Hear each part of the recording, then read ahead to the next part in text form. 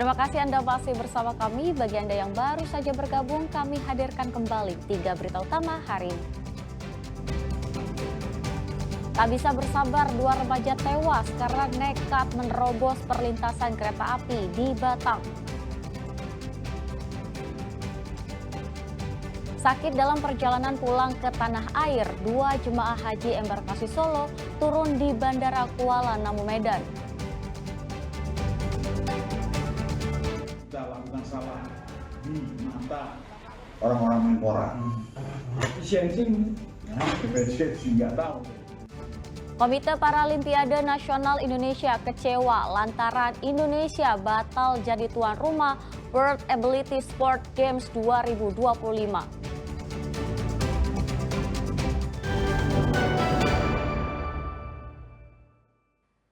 Yang nekat menerobos palang perlintasan kereta, 2 remaja di Batang tewas tertabrak kereta. Peristiwa pada Senin malam itu terekam kamera pengawas di lokasi kejadian.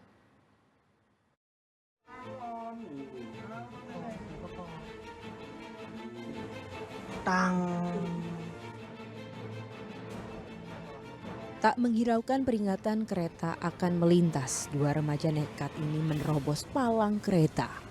Akibatnya keduanya tewas mengenaskan karena tertabrak kereta api Pandalungan jurusan Jember Jakarta pada Senin malam.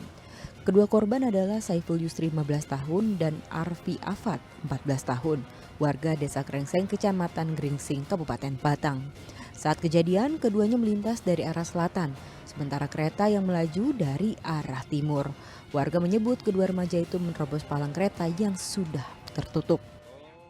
Anak yang terobos palang rel kereta api sudah nutup padahal itu, tapi dianya tuh nekat terobos berarti. Ya. Palangnya diangkat atau gimana, Pak? Terus ya itu ada kereta dari timur langsung Kena. kena. Korban berapa orang, Pak?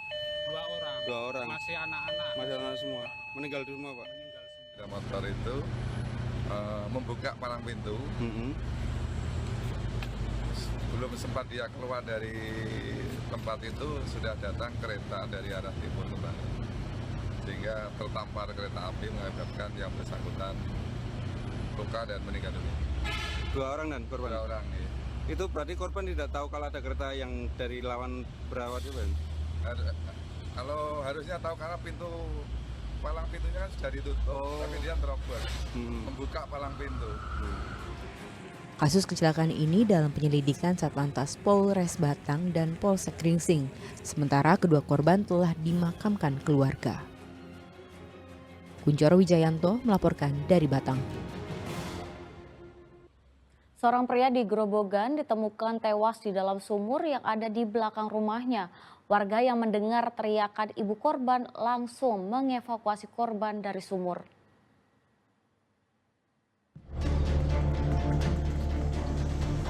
Vera Anggoro, warga Kelurahan Kalongan, Kecamatan Purwoda di Grobogan ditemukan tewas di dalam sumur di belakang rumahnya.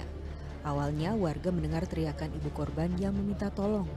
Ternyata pria 40 tahun itu berada di dalam sumur dengan posisi kepala tenggelam. Karena kedalaman sumur tidak sampai 2 meter, warga kemudian mengevakuasi korban lalu melapor ke polisi. Tahu dari tetangga sini, langsung ikut ke rumahnya Mbak Jaya sini. Terus yang dilakukan warga apa, Pak? Ya, ambil membantu ini.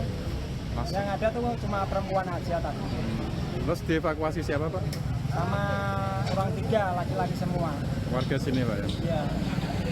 Itu kedalaman sumur berapa sih, Pak? Ya kira-kira ya hampir 2 meter. Karena kedalaman sumur tidak sampai 2 meter, warga kemudian mengevakuasi korban lalu melapor ke polisi. Polisi yang datang kemudian meminta keterangan pihak keluarga. Ternyata korban tengah menjalankan pengobatan jiwa sejak Jumat pekan lalu. Semenjak pengobatan itu, perilaku korban menjadi tidak wajar. Sebelum ditemukan di sumur, korban sempat mengunci diri di kamar. Awal mulanya memang korban sudah sering berobat ke rumah sakit karena berbagai setelah kita dari keluarganya memberi lalu mati kemudian kita sholat asar dicek dulu dalam keadaan ditemukan untuk korban di dalam keadaan Hasil dari pemeriksaan tidak ditemukan tanda-tanda bekas penganiayaan sehingga diserahkan ke pihak keluarga untuk dimakamkan. Diketahui korban tinggal berdua dengan ibunya setelah bercerai dengan istrinya. Arif Nur melaporkan dari Grobogan. Rencana penyelenggaraan World Ability Sport Games di Jakarta pada September mendatang dipastikan batal. Hal itu disampaikan Komite Paralimpiade Nasional Indonesia setelah mendapat pemberitahuan dari federasi. Kabar pembatalan multi-event olahraga untuk atlet penyandang disabilitas itu cukup mengecewakan karena ada cabang olahraga dengan peminat yang tinggi. Kita dicuekin, tidak dikasih tahu kabar, tidak diajak ngobrol, tidak diajak apa, share dan lain-lain. Kita juga herannya di situ. Apa yang kita lakukan? Inilah pernyataan Ketua Komite Paralimpiade Nasional Indonesia, Seni Marbun, pada Selasa kemarin di kantor NPC Solo. Ia menyatakan pembatalan Indonesia sebagai tuan rumah World Ability Games di Jakarta disampaikan Federasi World Ability Sport melalui surat elektronik pada 6 Juni lalu. Pihak NPC menyayangkan pembatalan multi-event olahraga untuk atlet penyandang disabilitas itu. Mereka sudah mencoba membuka ruang komunikasi dengan federasi tetapi tak membuahkan hasil. Mereka menduga kurang siapnya Indonesia jadi penyelenggara event olahraga untuk atlet penyandang disabilitas itu kurang kesiapan. Meski begitu, pihak federasi masih memberikan kesempatan bagi Indonesia untuk menyelenggarakan kejuaraan internasional untuk 2 cabang olahraga, yakni anggar kursi roda dan sepak bola cerebral palsy karena jumlah pesertanya sudah banyak. Menyayangkan juga ya kenapa bisa batal, karena juga kita sudah menempuh, Pak Agung sudah bersurat ke berbagai kementerian juga sudah berusaha untuk mencari dukungan agar ini tetap standar bulan September. Sampai detik terakhir, minggu terakhir itu kita komunikasi tiap hari juga dengan International Federation, tapi ternyata mereka juga sudah kepercayaannya sudah tipis kepada kita sehingga tiba-tiba langsung menyurati kita bahwa mereka memutuskan batal. Cuma ya itu tadi kita konsentrasi karena nama Indonesia yang dipertaruhkan, mereka minta agar 2 cabang olahraga yang sudah terlanjur banyak yang daftar ini bisa diselamatkan di Indonesia, yang anggar kursi roda sama sepak bola sini. Ya ada itu Mas, jadi karena sudah waktu mepet dan persiapan kita kurang, dirasa sama mereka persiapannya kurang. Kejuaraan anggar kursi roda akan menjadi kalender event tingkat dunia, sementara sepak bola cerebral palsy akan menjadi event tingkat Asia pada September mendatang. Awalnya NPC Indonesia optimis pemerintah akan mendukung perhelatan olahraga kaum disabilitas tingkat internasional. Sebab pada 4 September 2024 di Paris, Prancis, Menpora Dito Aryo Tejo hadir dan menyaksikan penetapan Indonesia sebagai tuan rumah World Ability Sport Games 2025. Dari Prasetyo melaporkan dari Solo.